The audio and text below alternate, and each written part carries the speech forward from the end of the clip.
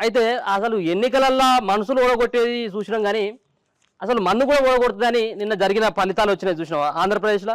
ఈ ఆంధ్రప్రదేశ్లో ఓటమికి కారణం నిజంగా కూడా ఇక్కడ మందే అని చెప్పుకోవచ్చు. ఎందుకంటే ఈ కొత్త రకమైనటువంటి బీర్లు, కొత్త రకమైనటువంటి మందు, కొత్త రకమైనటువంటి ఈ ఒక వ్యవస్థను తీసుకొచ్చినటువంటి జగన్కి మరి ఈ మందు మార్చడం ద్వారానే, మందు బ్రాండ్లు మార్చడం ద్వారానే ఆయన ఓడిపోయినట్టుగా తెలుస్తూ ఉంది.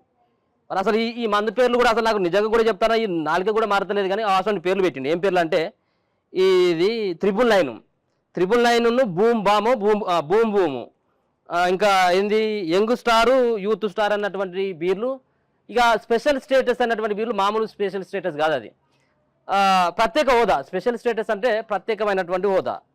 ఈ ప్రత్యేక హోదా తెచ్చుట్ల జగన్ వెనుకబడ్డాడు కానీ ప్రత్యేక స్టేటస్ అన్నటువంటి బీర్లను తీసుకొచ్చి అక్కడ ప్రజల మీదకి రుద్దిండు.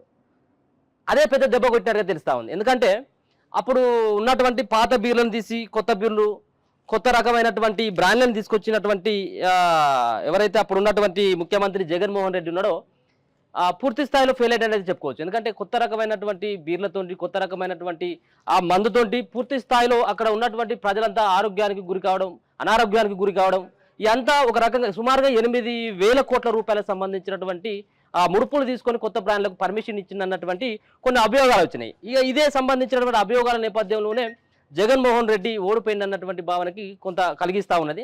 సరే, ఎంత అయినప్పుడు కూడా పాత బ్రాండ్లు ఉన్నప్పుడు కొంత మహిళలు వెనుకొచ్చేది. కానీ ఆంధ్రప్రదేశ్లో మహిళలు కూడా ఈ సంబంధించినటువంటి బ్రాండ్లకు అలవాటు అయిపోయి చిన్న చిన్న పిల్లలు కూడా చాలా రకాలుగా మద్యం అంతా కల్తీ అయిపోయి చనిపోయినటువంటి దాఖలు కూడా చూసుకోవచ్చు.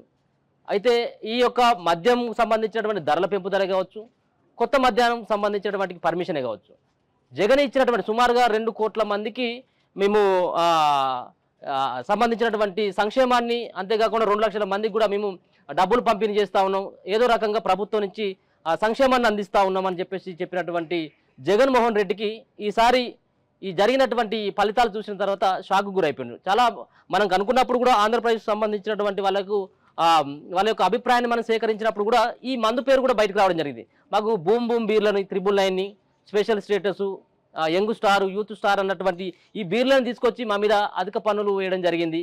మాకు ఇచ్చినటువంటి ఏదైతే మహిళలకు ఇచ్చేటువంటి పెన్షన్లే కావచ్చు, మరో పక్కన ఆటో డ్రైవర్లకు, చేనేత వాళ్ళకి ఇచ్చేటువంటి ఈ సంబంధించినటువంటి పైసలు కూడా అధికమైనటువంటి ధరలు పెంపుదల చేసినటువంటి మందు పైనే మేము ఖర్చు పెట్టడం జరిగింది అని చెప్పేసి వాళ్ళు కూడా కొంత నిరాశ అయినటువంటి అభిప్రాయాన్ని వ్యక్తం చేయడం జరిగింది. ముఖ్యంగా తీసుకొచ్చినటువంటి మందు వల్ల కొంతమంది మనుషులు వేసేటువంటి ఓట్లతో ఓడిపోయిన కానీ ఈ మందు వల్ల కూడా ఓడిపోతారని చెప్పేసి మరి నిన్న జరిగినటువంటి వచ్చినటువంటి ఫలితాలను చూసిన తర్వాత ఇట్లాంటి పరాభావం మందు వల్లనే జరిగిందనేది కూడా అక్కడ ఉన్నటువంటి మాజీ ముఖ్యమంత్రి జగన్ కూడా రెక్టిఫై చేసుకుంటా ఉన్నాడు. మరి ఈ యొక్క కొత్త మద్యం పాలసీని దాదాపుగా 4 సంవత్సరాలు అవుతుంది తీసుకొని వచ్చి, పాత మద్య పాలసీకి స్వస్తి చెప్పి కొత్త మద్యం పాలసీని తీసుకొని వచ్చి అక్కడ ప్రైవేట్ వ్యక్తులతో పాటు ఆ సంబంధించినటువంటి కాంట్రాక్ట్లో జగన్మోహన్ రెడ్డికి సంబంధించినటువంటి ఆయన హస్తం కూడా ఉందన్నటువంటి అభియోగాలు అక్కడ ఆంధ్ర ప్రజలైతే పసిగట్టిండ్రు.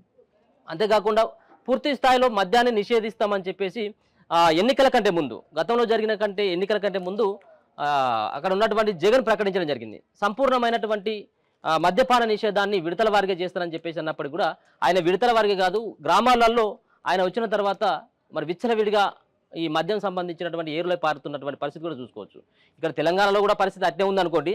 మద్యాన్ని మేము పూర్తి స్థాయిలో రద్దు చేస్తామని చెప్పేసి రేవంత్ రెడ్డి కూడా చెప్పడం జరిగింది. కానీ మద్యం పైనే అధిక లాభాలు, మద్యం పైనే ప్రభుత్వానికి ఆదాయం సమకూర్చినప్పుడు వచ్చేటువంటి ఆస్కారం ఉన్నప్పుడు అది ఎట్టి పరిస్థితుల్లో కూడా అయ్యేటువంటి ఆస్కారం ఉన్నది. కేవలం ప్రజలను మభ్యపెట్టడానికి, ఓటర్లను వాళ్ళ వైపు తిప్పుకోవడానికి మాత్రమే పనిచేస్తే తప్పించి ఈ మద్యం సంపూర్ణమైనటువంటి మద్యపానం తెలుగు రాష్ట్రాల్లో అది సాధ్యం కానటువంటి విషయమే. ఇప్పటికైనా కానీ ఇప్పుడు కాబోయేటువంటి ముఖ్యమంత్రి మరి చంద్రబాబు నాయుడు సైతం కూడా ఈ యొక్క లిక్కర్ పాలసీ పైన, కొత్త మద్యం పైన మరి ఏ విధమైనటువంటి నిర్ణయాన్ని తీసుకుంటారనేది కూడా మనం కూడా చూడాల్సినటువంటి అంశం. ఎందుకంటే ఈ మద్యం ద్వారా ప్రాణాలు పోగొట్టడం తప్పించి ఈ మద్యం ద్వారా ప్రభుత్వానికి ఆదాయం వస్తుంది కావచ్చు, కానీ అక్కడ ప్రాణాలతో చెలగాటమైనటువంటి ప్రభుత్వాలకైతే రానున్నటువంటి రోజులలో బుద్ధి చెప్పేటువంటి ఆస్కారం కూడా ఈ రోజు జరిగినటువంటి ఈ ఫలితాలను, ఆంధ్రప్రదేశ్ సంబంధించినటువంటి ఫలితాలను చూసిన తర్వాత అయితే అర్థమవుతా ఉన్నటువంటి విషయం. చూస్తూనే ఉండండి మన తొలి వెలుగు.